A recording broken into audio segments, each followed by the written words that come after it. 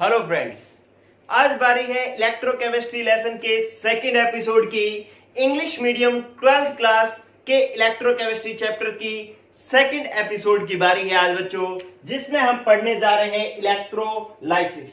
देखिए बच्चों, क्या है इलेक्ट्रोलाइसिस। मैंने यहां पर एक कंटेनर लिया, उसके अंदर क्या किया कि यहां पर एक बैटरी लगा दी। ये बैटरी का कौन सा एंड है बच्चों? प्लस एंड है। जो बड़ा लाइन होती है वो प्लस एंड को रिप्रेजेंट करती है, छोटी लाइन माइनस एंड को रिप्रेजेंट करती है। और यहां पर ये दो मेटल रोड लगी हुई हैं। ये रोड जो प्लस एंड से जुड़ी हुई है उसको हम प्लस से डिनोट करेंगे, और जो माइनस से जुड़ी हुई है उसको हम माइनस से डिनोट करेंगे। दो बातें होगी। फिर आप इसके अंदर एक कोई ऐसा सब्सटेंस मिलाएंगे जो इसके अंदर क्या करेगा? आयंस प्रोड्यूस करेगा। तो मैं इसके अंदर क्या मिला रहा हूं? NaCl। ठीक है बच्चों, ये जो NaCl मिलाया जाएगा ना, वो किस फॉर्म में मिलाया जाएगा? जो मैं शब्द लिखूंगा हर शब्द इंपॉर्टेंट होगा, ध्यान रखें कि ये NaCl या तो आप इसके अंदर मोल्टन फॉर्म में मिला सकते हो। ठीक है, किस में मिला सकते हो? मोल्टन फॉर्म में मिला सकते हो, मतलब पिघली हुई अवस्था में मिला सकते हो। या जो है आप इसको एक्वस सॉल्यूशन में मिला सकते हो। मान लो इसको पानी में घोल करके मिला सकते हो, या इसको मोल्टन मतलब पिघली मेल्ट करके इसको जो है NaCl को यहाँ पे फिल कर सकते हो। तो इट मींस ये जो आप मिला रहे हो, जिसको हम क्या कह रहे हैं? इलेक्ट्रोलाइट। ये इलेक्ट्रोलाइट ही तो होता है जो आयन प्रोड्यूस करता है। ये इलेक्ट्रोलाइट या तो मोल्टन फॉर्म में हो सकता है या एक्वस सॉल्यूशन में हो सकता है, ये सॉलिड फॉर्म में नहीं हो सकता। एक बात आपने सीख ली। ठीक है, चलो जी, हमने इसको मोल्टन NaCl मिला लिया। कौन सी फॉर्म में मिला लिया? मोल्टन। एक्वस सॉल्यूशन भी मिला सकते हो। मोल्टन में मिलाओगे तो ये जो Na, जैसे इसके अंदर करंट पास किया जाएगा तो ये किस में कन्वर्ट होगा? Na प्लस और Cl माइनस के अंदर। ठीक है, इस बैटरी से जब इसके अंदर करंट पास किया जाएगा तो क्या होगा कि ये जो प्लस है वो माइनस की ओर जाएगा, और जो माइनस है वो प्लस की ओर जाएगा। ठीक है, तो आप इसके अंदर दो तरीके की रिएक्शंस देख रहे हैं। क्या रिएक्शंस देख रहे हैं? Reaction number first, reactions at negative electrode, negatively charged electrode. ठीक है, नेगेटिवली चार्ज इलेक्ट्रोड पर क्या रिएक्शन होती है? ठीक है, तो नेगेटिवली चार्ज इलेक्ट्रोड पर जा कौन रहा है? Na प्लस कौन सी फॉर्म में है? सॉल्यूशन फॉर्म में है। ठीक है, इस लिक्विड फॉर्म में है ये यहां पर। और ये क्या करता है कि किस पर जा रहा है? माइनस वाले पर। माइनस वाले इलेक्ट्रोड पर इलेक्ट्रॉन खूब सारे होंगे, तो ये Na प्लस इससे जाकर के इलेक्ट्रॉन ले लेगा। ये लो जी, इसने इलेक्ट्रॉन ले लिए, और किसमें चेंज हो जाएगा? Na प्लस को एक इलेक्ट्रॉन मिलेगा तो Na न्यूट्रल हो जाएगा, ये बन जाएगा Na सॉलिड। इट मींस ये Na प्लस जो यहां इस सॉल्यूशन में है, यहां से निकल करके यहां सॉलिड फॉर्म में डिपॉजिट हो जाएगा। तो अगर इस नेगेटिव चार्ज इलेक्ट्रोड पर अपने देखें तो रिएक्शन क्या हो रही है? इसमें ये रिएक्शन हो रही है कि यहां पर इलेक्ट्रॉन गेन हो रहे हैं। क्या हो रहा है? इलेक्ट्रॉन गेन हो रहे हैं। आपने देखा कि Na प्लस जो है वो एक इलेक्ट्रॉन गेन करके Na सॉलिड में चेंज हो जा रहा है। इसका मतलब यहां पे इलेक्ट्रॉन गेन हो रहा है। और जिस रिएक्शन में इलेक्ट्रॉन गेन होते हैं उसको हम रिडक्शन रिएक्शन कहते हैं। कौन सी रिएक्शन कहते हैं? रिडक्शन रिएक्शन कहते हैं। ठीक है, रिडक्शन वो होता है जिसमें इलेक्ट्रॉन गेन होते हैं। और जिस इलेक्ट्रोड पर रिडक्शन रिएक्शन होती है उस इलेक्ट्रोड को हम कैथोड कहते हैं। ठीक है बच्चों, आपके पास नई बात पता लगी आपको क्या? कि जिस इलेक्ट्रोड पर, इन दोनों में से जिस पर कौन सी रिएक्शन हो? रिडक्शन। रिडक्शन का मतलब जिसमें इलेक्ट्रॉन गेन हो, ठीक है, उसको हम क्या कहेंगे? कैथोड। इट मींस ये नेगेटिवली चार्ज जो इलेक्ट्रोड है उसको मैं कहूंगा कैथोड। कैथोड इसलिए नहीं है कि नेगेटिव है, इसलिए है क्योंकि इस पर रिडक्शन हो रहा है। ठीक है, तो रिडक्शन जिस पर होगा उसको हम कैथोड कहेंगे। तो कैथोड पर Na प्लस इलेक्ट्रॉन गेन करके Na सॉलिड में चेंज हो जाता है। फिर आप देखो कि आपके पास reaction at positive charge electrode, अब इस पॉजिटिवली चार्ज इलेक्ट्रोड पर क्या रिएक्शन होती है कि ये Cl नेगेटिव यहां पर प्लस वाले पर आकर के क्या रिएक्ट करता है। इधर ध्यान दें कि ये जो Cl माइनस है ना, ये क्या करता है बच्चों, अपने में से एक इलेक्ट्रॉन लॉस कर देता है। ये लो जी, एक इलेक्ट्रॉन लॉस कर दिया। ध्यान देना कि इस लॉस वाले इलेक्ट्रॉन को मैं एरो के इधर यहां पर लिखूं तो यहां पर मैं माइनस इलेक्ट्रॉन लिखूंगा। देखो इसने इलेक्ट्रॉन गेन किया तो मैंने प्लस इलेक्ट्रॉन लिखा है, ये इलेक्ट्रॉन लॉस करेगा तो मैं माइनस इलेक्ट्रॉन यहां पर लिख सकता हूं। लेकिन इसको मैं अगर एरो के इधर लिखूंगा तो क्या लिखूंगा, प्लस इलेक्ट्रॉन, यहां से इसको काट दूंगा। इसको इधर लिखता तो क्या लिखता, माइनस इलेक्ट्रॉन। ठीक है, तो मैं इसको जो है इधर की तरफ प्लस इलेक्ट्रॉन करके लिख रहा हूं। ठीक है, तो Cl माइनस जब अपने में से एक इलेक्ट्रॉन निकाल देगा तो क्या बचेगा, Cl न्यूट्रल बच जाएगा। ठीक है, लेकिन Cl अकेला तो रहता नहीं। Cl किस फॉर्म में रहता है, Cl2 की फॉर्म में रहता है। ठीक है, तो Cl2 गैस बनती है। Cl2 कब बनेगा, जब ये दो लोगे।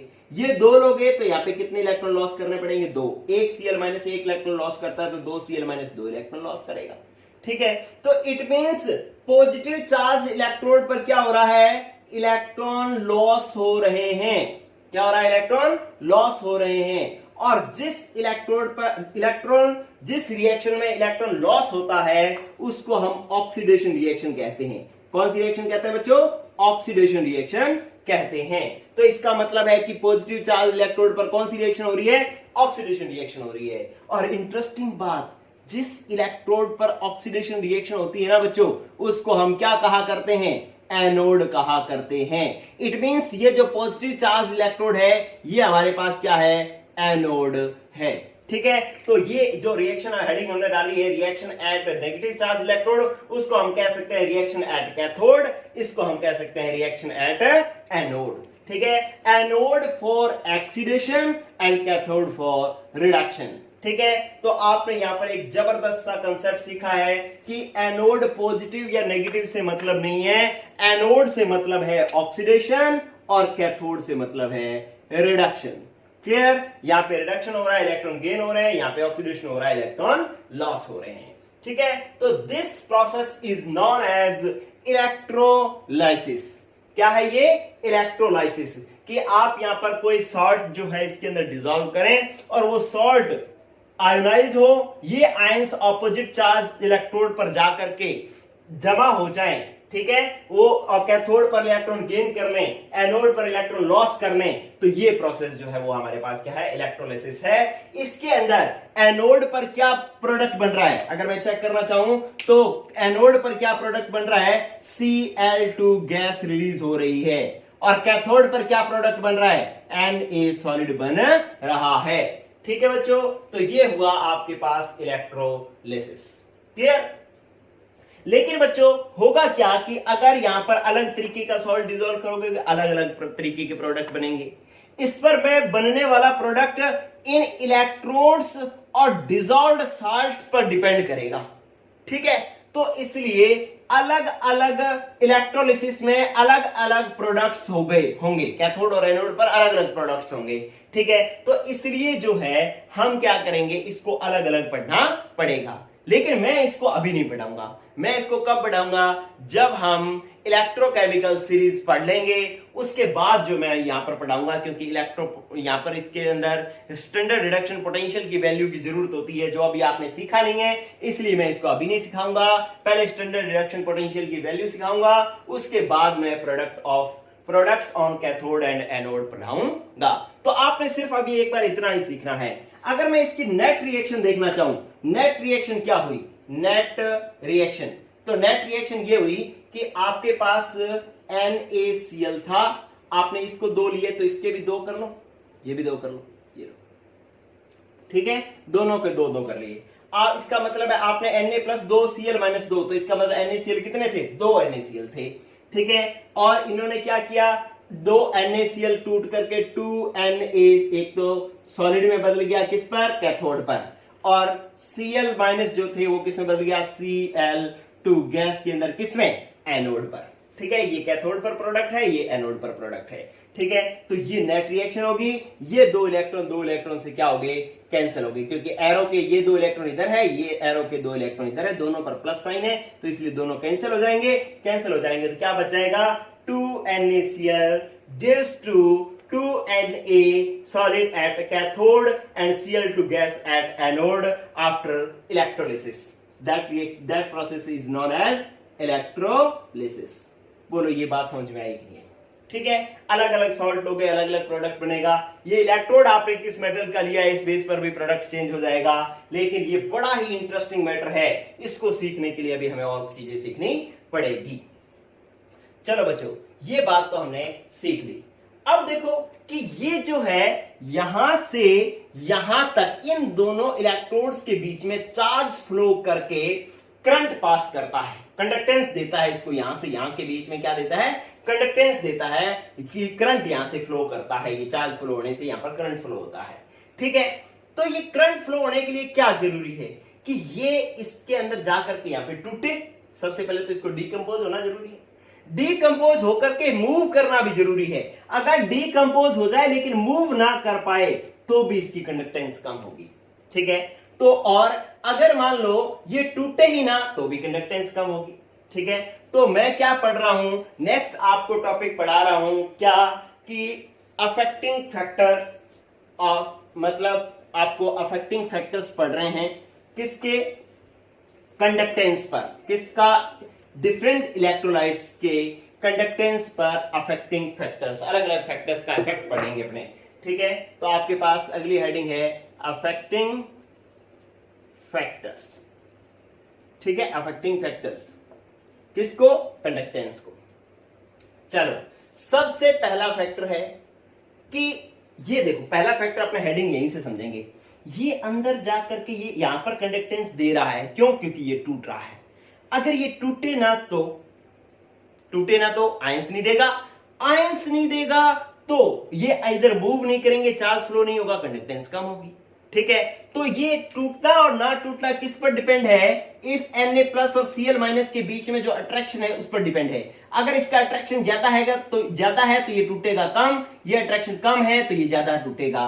ठीक है, तो इसका मतलब है पहला हमारे पास क्या हेडिंग होगी, inter ionic attraction.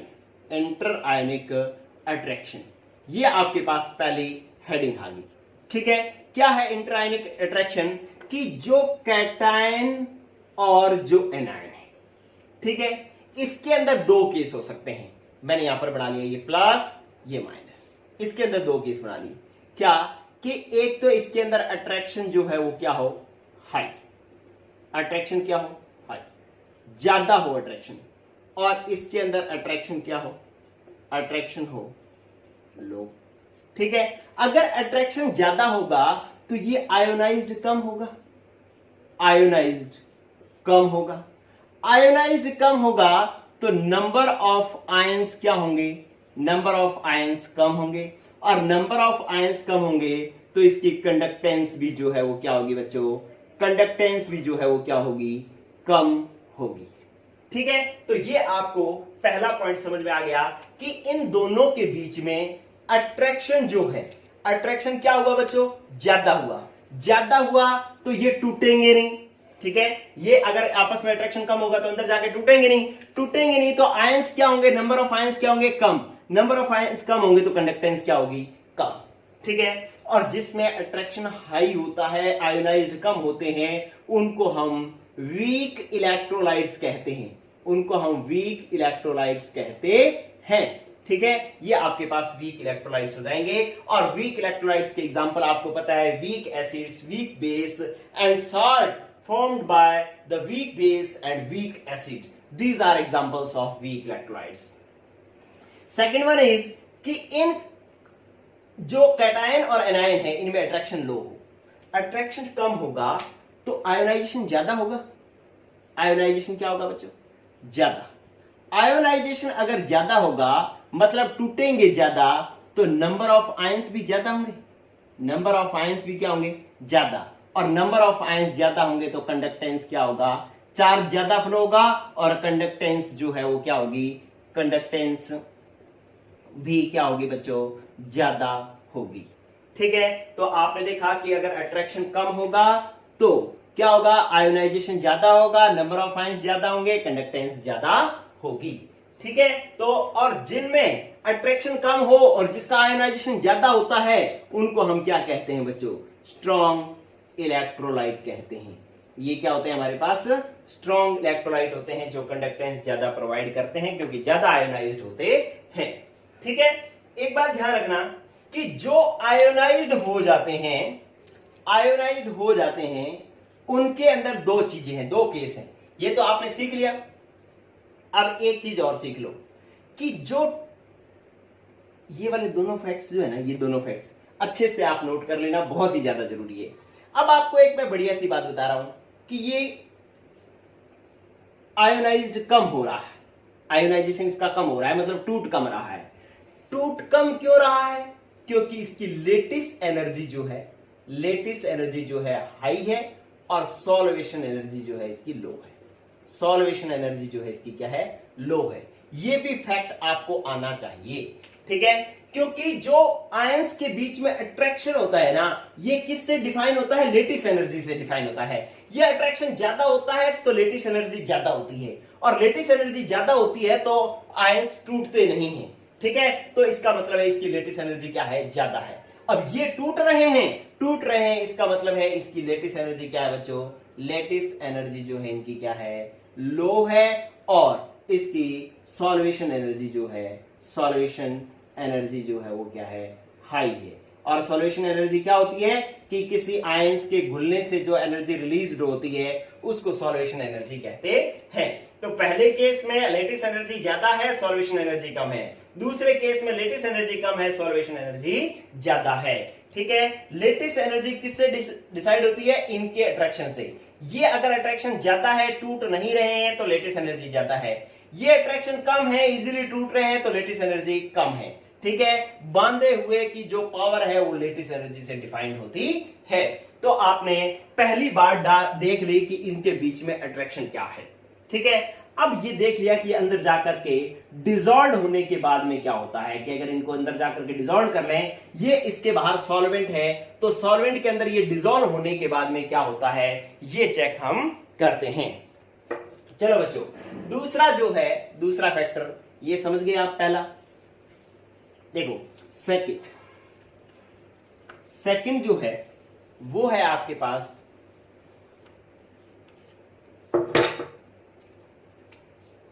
Second factor, solvation. ठीक है। या इसको आप कह सकते हो कि जो आयन और सॉल्वेंट अट्रैक्शन या इंटरेक्शन। ठीक है। कि जो आपने ये जो गोला, ये आयन बना, इस आयन और इस सॉल्वेंट के बीच में क्या इंटरेक्शन है, ये जो दूसरा फैक्टर है। ठीक है। ये आप देख लो बच्चों कि अगर कोई इलेक्ट्रोलाइट जो है वो मोर डिसॉल्व होता है, मतलब इस इलेक्ट्रोलाइट का अट्रैक्शन जो है, अट्रैक्शन किसके साथ ज्यादा हो, अट्रैक्शन ग्रेटर विद सॉल्वेंट। ठीक है। कि अगर इसका अट्रैक्शन सॉल्वेंट के साथ ज्यादा हो, ये जो आपने गोला ये सॉल्वेंट के साथ ज्यादा घुल गया, तो ये इधर साइड और इधर ये वाला इधर मूव नहीं करेगा, तो इसके अंदर क्या आ जाएगा, रेजिस्टेंस, और इसका रेजिस्टेंस हो जाएगा ज्यादा। रेजिस्टेंस ज्यादा हो जाएगा तो कंडक्टेंस क्या हो जाएगी बच्चों, कंडक्टेंस हो जाएगी कम। ठीक है। सेकंड फैक्टर अच्छे से देख लो, सॉल्वेशन है, या इसको अपने आयन सॉल्वेंट इंटरेक्शन कह सकते हैं। क्या होगा कि अगर इन दोनों के बीच में इंटरेक्शन ज्यादा होगी, ये ज्यादा डिसॉल्व होंगे तो ये मूव नहीं करेंगे। मैंने आपको कहा था कि इसका घुलना भी जरूरी है, और देखो इसका यहां पर इसके अंदर जाकर के टूटना भी जरूरी है। टूटने के बाद में इस ऑपोजिट चार्ज इलेक्ट्रोड की ओर मूव करना भी जरूरी है। ठीक है। बिछड़ना भी जरूरी है और मूव करना भी जरूरी है, ये ध्यान रखना। दोनों का अलग होना भी जरूरी है, और इसका इधर और इसका इधर मूव करना भी जरूरी है। अगर पहले डाले टूटे तो इलेक्ट्रिक कंडक्टेंस ज्यादा हो सकती है, ना टूटे तो कंडक्टेंस कम हो सकती है, लेकिन टूट जाए और मूव ना करे तब भी कंडक्टेंस कम हो जाएगी। मूव कब नहीं करेगा? जब ये इस वाटर के साथ में, इस सॉल्वेंट के साथ में यहीं बंद जाएगा तो मूव नहीं करेगा, तब भी कंडक्टेंस जो है वो क्या हो जाएगी बच्चों? कम हो जाएगी। ये सेकंड फैक्टर हो गया क्या? आयन एंड सॉल्वेंट इंटरेक्शन, या इसको अपने कहते हैं सॉल्वेशन। ओके, थर्ड फैक्टर देखें। थर्ड फैक्टर आपके पास क्या होगा बच्चों? थर्ड फैक्टर है विस्कोसिटी। थर्ड फैक्टर क्या है? विस्कोसिटी। विस्कोसिटी देखो क्या होती है विस्कोसिटी? थर्ड फैक्टर विस्कोसिटी होती किसकी है? सॉल्वेंट की। Viscosity of solvent. देखो विस्कोसिटी को आप देसी भाषा में क्या कह सकते हैं? गाढ़ापन। आप पानी और वाटर और ऑयल लो तो वाटर की विस्कोसिटी कम होती है, ऑयल की विस्कोसिटी ज्यादा होती है। ऑयल गाढ़ा होता है, डेंस ज्यादा होता है ऑयल।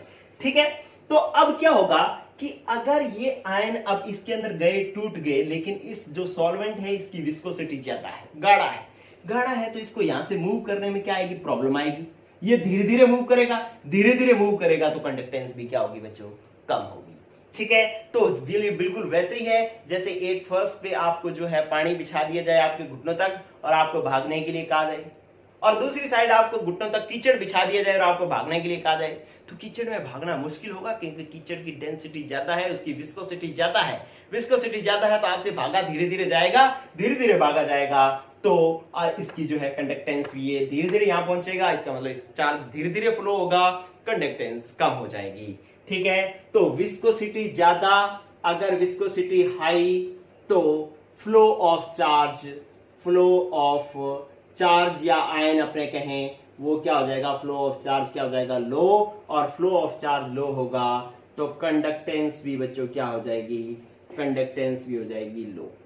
ठीक है, तो ये आपने थर्ड फैक्टर देख लिया बच्चों, विस्कोसिटी। क्लियर? विस्कोसिटी है क्या?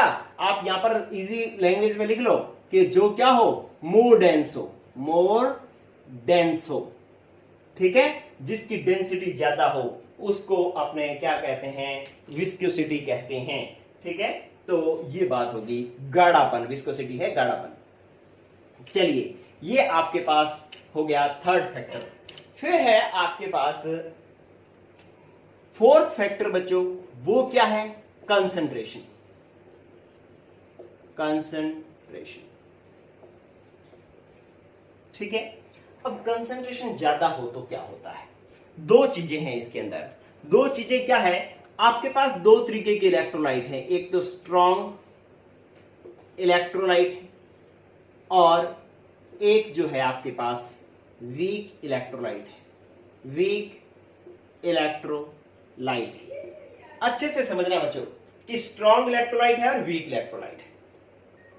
स्ट्रॉन्ग इलेक्ट्रोलाइट की कंसंट्रेशन ज्यादा होने से क्या होगा?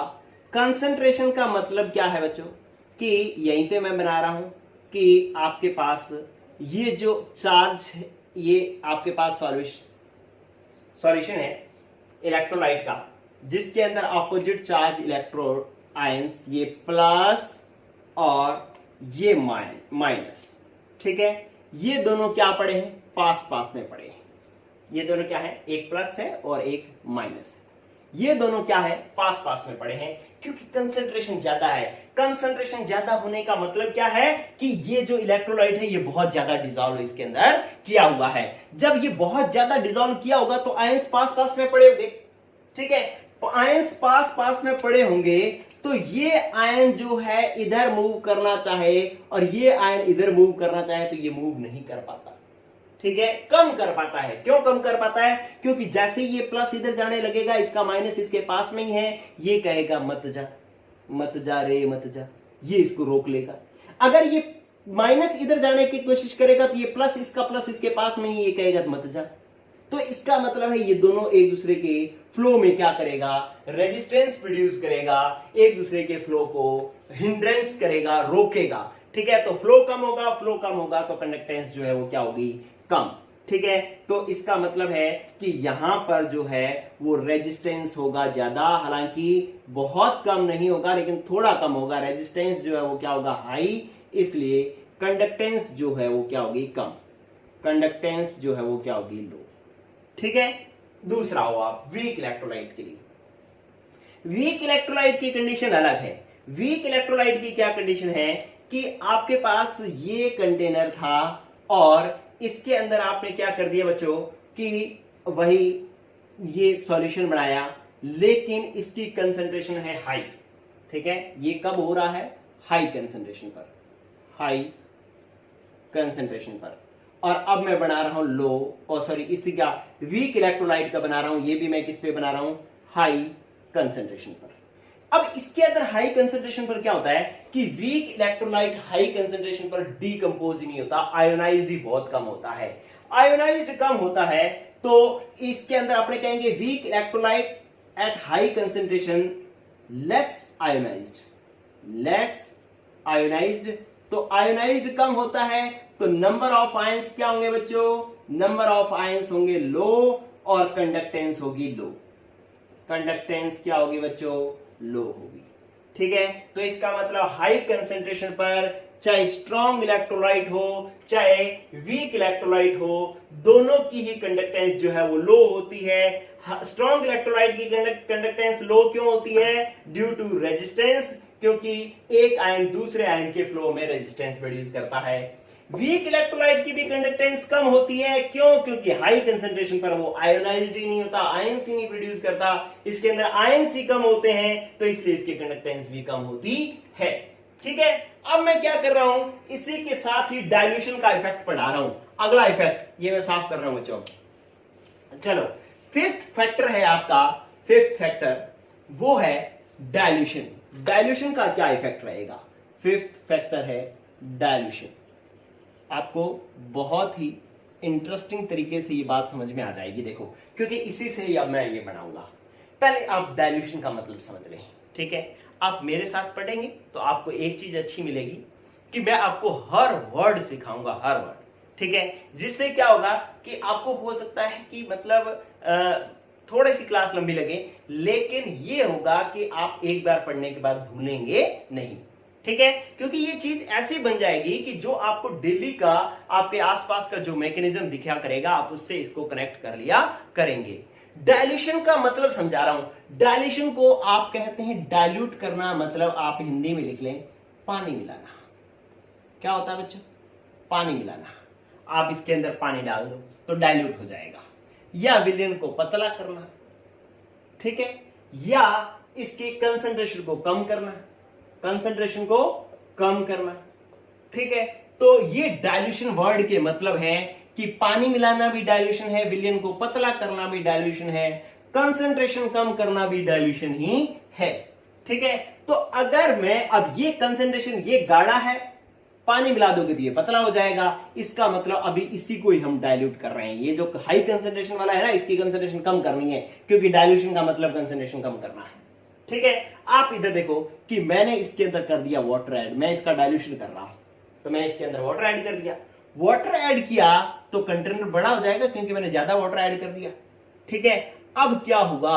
अब ये हुआ कि ये जो आयंस थे वो पानी के अंदर तैरकर माइनस यहां रह गया और प्लस जो है वो थोड़ा इससे दूर हो गया। नंबर ऑफ आयंस उतने ही हैं, लेकिन इसके अंदर क्या हुआ कि जो आयन पास पास में थे, पानी ज्यादा आने से वो थोड़े दूर दूर हो गए हैं। ठीक है, अब दूर दूर हो गए, जुदा हो गए, तो अब ये इधर मूव करेगा, ये इधर मूव करेगा, इसकी मूवमेंट को ये नहीं रोकेगा, इसकी मूवमेंट को ये नहीं रोकेगा। क्यों? क्योंकि अब ये दूर दूर हैं। पहले पास पास होते थे तो एक दूसरे को रोकते थे, अब ये नहीं रोकते हैं, तो इसका मूवमेंट बढ़ जाएगा, कंडक्टेंस इंक्रीज हो जाएगी।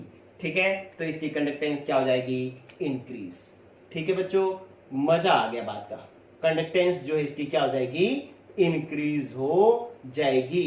ठीक है, तो conductance increase with dilution because number of ions जो है का फ्लो में जो रेजिस्टेंस है वो क्या हो जाएगा? कम हो जाएगा, ये दूर दूर हो जाएंगे, इसलिए इसकी कंडक्टेंस इंक्रीज हो जाएगी। किसके लिए बात कर रहा हूं? स्ट्रॉन्ग इलेक्ट्रोलाइट के लिए बात कर रहा हूं। लेकिन अगर मैं वीक इलेक्ट्रोलाइट के लिए बात करूं, वीक इलेक्ट्रोलाइट के अंदर अगर मैं इसका डाइल्यूशन करूं, डाइल्यूशन का मतलब पानी मिलाना, तो मैं इसके अंदर पानी मिलाता हूं। पानी मिलाऊंगा तो आपको पता है डाइल्यूट करने पर, ध्यान रखना बच्चों, डाइल्यूट करने पर सॉल्यूशन के अंदर नंबर ऑफ आयंस जो है वो आयोनाइजेशन बढ़ जाता है। डाइल्यूशन से क्या होता है, डाइल्यूशन से सॉल्यूशन के अंदर पानी मिला दो ना, पहले थोड़ा पानी, ज्यादा पानी मिला दोगे तो जो आयंस नहीं टूटे हैं वो भी टूटने लग जाएंगे, ठीक है। तो वाटर मिलाने से क्या हो जाएगा, आयोनाइजेशन, वीक इलेक्ट्रोलाइट का आयोनाइजेशन जो है वो क्या हो जाएगा, इंक्रीज हो जाएगा। आयोनाइजेशन क्या हो जाएगा, इंक्रीज। जब आयोनाइजेशन बढ़ जाएगा तो इसके अंदर नंबर ऑफ आयंस क्या हो जाएंगे बच्चों, नंबर ऑफ आयंस क्या हो जाएंगे, इंक्रीज हो जाएंगे। और नंबर ऑफ आयंस इंक्रीज होंगे तो इसकी कंडक्टेंस भी क्या होगी, कंडक्टेंस भी जो है इसकी कंडक्टेंस भी इंक्रीज होगी। क्या ये बात समझ में आ गई कि नहीं आ गई? आप अगर इंटरेस्टिंग तरीके से बात देखो तो क्या होगा कि कंडक्टेंस ऑफ स्ट्रॉन्ग और वीक इलेक्ट्रोलाइट, मतलब दोनों की conductance increase with dilution, conductance increase with dilution of strong और वीक इलेक्ट्रोलाइट, ठीक है। लेकिन स्ट्रॉन्ग इलेक्ट्रोलाइट में रेजिस्टेंस कम होने से कंडक्टेंस बढ़ती है, लेकिन वीक इलेक्ट्रोलाइट में नंबर ऑफ आयंस इंक्रीज होने से कंडक्टेंस बढ़ती है, क्योंकि आयोनाइजेशन बढ़ जाता है, नंबर ऑफ आयंस बढ़ जाते हैं, इसलिए कंडक्टेंस बढ़ जाती है, ठीक है। तो ये इफेक्ट हुआ बच्चों डाइल्यूशन का, ठीक है। ये बहुत ही इंटरेस्टिंग टॉपिक है, एक बार और दोबारा आएगा ये, एक बार दोबारा भी हम इसको पढ़ेंगे क्योंकि आगे भी है ये, ठीक है, स्ट्रॉन्ग और वीक इलेक्ट्रोलाइट में। चलो, इसके अंदर आपको इंटरेस्टिंग चीजें क्या मिल गई, आपको ये पता लग गया कि वीक इलेक्ट्रोलाइट कम टूटता है, लेकिन उसमें पानी बहुत ज्यादा मिला दो ना तो वो भी ज्यादा टूटने लग जाता है, ठीक है। तो ये आपने इंटरेस्टिंग चीज सीखी बच्चों। चलो, अब आप देखें, ये भी इंटरेस्टिंग था कि स्ट्रॉन्ग की इलेक्ट्रोलाइट की भी कंडक्टेंस बढ़ती है, वीक की भी बढ़ती है, लेकिन स्ट्रॉन्ग में आयंस नहीं बढ़ते क्योंकि स्ट्रॉन्ग तो पहले से ही टूटा हुआ होता है, आयंस तो इसके अंदर उतने ही होते हैं, लेकिन रेजिस्टेंस कम हो जाता है, दूर दूर हो जाते हैं आयन, इसलिए इसका कंडक्टेंस बढ़ता है। और वीक इलेक्ट्रोलाइट का कंडक्टेंस क्यों बढ़ता है, क्योंकि इसके अंदर नंबर ऑफ आयंस बढ़ जाते हैं, आयोनाइजेशन की प्रोसेस बढ़ जाती है। क्लियर? तो ये चीजें जो है वो आपके पास गोल्डन पॉइंट्स है बच्चों, ये जितने ज्यादा आएंगे, ऐसी बातें जितनी ज्यादा आएंगी, आपका केमिस्ट्री उतनी ही ज्यादा स्ट्रांग होती जाएगी। चलो, लास्ट टॉपिक मैं बता रहा हूं, लास्ट फैक्टर बता रहा हूं, वो फैक्टर का नाम है टेम्परेचर। लास्ट फैक्टर का नाम क्या है, टेम्परेचर। चलो, टेम्परेचर देखो, आप समझें टेम्परेचर, आपको मैंने क्या कहा था कि कंडक्टेंस होने के लिए, करंट फ्लो करने के लिए क्या जरूरी है, टूटना भी जरूरी है, मूव करना भी जरूरी है, ठीक है। और टेम्परेचर ऐसा फैक्टर है जो दोनों ही काम करता है। ये जो आपके पास फिफ्थ फैक्टर हो गया मान लो, तो टेम्परेचर दोनों ही काम करता है। टेम्परेचर इंक्रीज करने से आयोनाइजेशन इंक्रीज होता है, आयोनाइजेशन इंक्रीज होता है, मतलब टूटना बढ़ जाता है। और दूसरा, मूवमेंट भी जो है वो क्या हो जाती है, मूवमेंट भी जो है वो इंक्रीज हो जाती है। आयोनाइजेशन बढ़ जाता है, टेम्परेचर बढ़ाओगे तो जो इलेक्ट्रोलाइट जो टूटे नहीं है वो भी टूट जाएंगे, और जो टूटे हुए हैं वो मूव करने लग जाएंगे ऑपोजिट चार्ज इलेक्ट्रोड के। और दोनों फैक्टर्स जो है वो किस लिए है, कंडक्टेंस को इंक्रीज करने के लिए है, इसलिए कंडक्टेंस जो है वो क्या हो जाएगी बच्चों, इंक्रीज हो जाएगी। कंडक्टेंस जो है वो क्या हो जाएगी, इंक्रीज हो जाएगी। तो टेम्परेचर बढ़ाने से आयोनाइजेशन बढ़ता है, जिससे नंबर ऑफ आयंस बढ़ते हैं, और उसकी मूवमेंट बढ़ती है काइनेटिक एनर्जी बढ़ने से, और इन दोनों फैक्टर्स के कारण कंडक्टेंस इंक्रीज होती है। It means temperature is directly proportional to conductance in किसमें, आयोनिक कंडक्टर्स के अंदर, इलेक्ट्रोलाइटिक कंडक्टर्स के अंदर, सॉल्यूशन के अंदर। मेटेलिक कंडक्टर्स के अंदर ऐसा नहीं होता। मेटेलिक कंडक्टर्स के अंदर टेम्परेचर बढ़ाने से कंडक्टेंस घट जाती है। चलो बच्चों, ये हुए आपके फैक्टर्स कंप्लीट, लेकिन एक फैक्टर जो है वो मैं आपको करने के लिए बोल रहा हूं। क्या करने के लिए बोल रहा हूं, आप मुझे करके बताएंगे। ये है आपके पास एक कंटेनर जिसके अंदर इस तरीके से सॉल्यूशन भरा हुआ है, ठीक है। यहां आपके पास बैटरी लगी हुई है, ये इस तरीके से, ये प्लस और ये माइनस, ठीक है। और इसके अंदर Na प्लस और Cl माइनस ने मूव करना है, ठीक है। तो मैं क्या बता रहा हूं आपको, एक क्वेश्चन दे रहा हूं करने के लिए, गौर करना। क्या है कि आपको पता है कि Na प्लस एक इलेक्ट्रॉन गेन करके Na सॉलिड में कन्वर्ट होता है, ये हमने देख लिया। ठीक है, तो आप ये देखें कि ये इलेक्ट्रॉन कहां से आया, ये बैटरी से आया। इट मींस ये बैटरी यहां से इलेक्ट्रॉन फ्लो कर रही है, मतलब ये चार्ज फ्लो कर रही है। ठीक है, ये चार्ज जितना यहां पर देगी, और यहां पर Na प्लस किस फॉर्म में डिपॉजिट हो रहा है, Na सॉलिड के फॉर्म में डिपॉजिट हो रहा है। तो ये डिपॉजिट सब्सटेंस की अमाउंट और चार्ज, इन दोनों के बीच में कोई रिलेशन होगा क्या? ठीक है, मतलब चार्ज ज्यादा फ्लो करोगे तो ये सब्सटेंस ज्यादा जमा होगा या कम जमा होगा? चार्ज कम फ्लो करोगे तो ये Na सॉलिड के फॉर्म में ज्यादा जमा होगा, ये कम जमा होगा। मतलब चार्ज क्या है, Q, और डिपॉजिटेड सब्सटेंस की अमाउंट क्या है, M। ठीक है, तो डिपॉजिट सब्सटेंस की अमाउंट है M और चार्ज है Q। इन दोनों के बीच में क्या रिलेशन होगा? दीज आर डायरेक्टली प्रोपोर्शनल और इनवर्सली प्रोपोर्शनल, ये आपको बताना है। वैसे ये किसने बताया था? ये बताया था बच्चों फैराडे ने। किसने बताया था? फैराडे ने। मैं ये जानना चाहता हूं कि कितने इंग्लिश मीडियम के स्टूडेंट्स ऐसे हैं जो ये वाला रूल दे सकते हैं। अगर ये फैराडे ने ना दिया होता तो क्या हम ये रूल दे सकते थे क्या, कि amount of deposited substance and charge के बीच में रिलेशन जो है, अगर फैराडे ने ना दिया होता तो क्या हम अपना रूल दे सकते थे क्या? तो ये रूल मेरे को बना करके बताओ बच्चों, इंग्लिश मीडियम के स्टूडेंट्स। तो इस तरीके से इसका मतलब है ये जो रूल होगा वो कौन सा होगा? फैराडे का फर्स्ट रूल होगा। अगला एपिसोड जो होगा वो हम यही पढ़ेंगे, फैराडे का फर्स्ट रूल।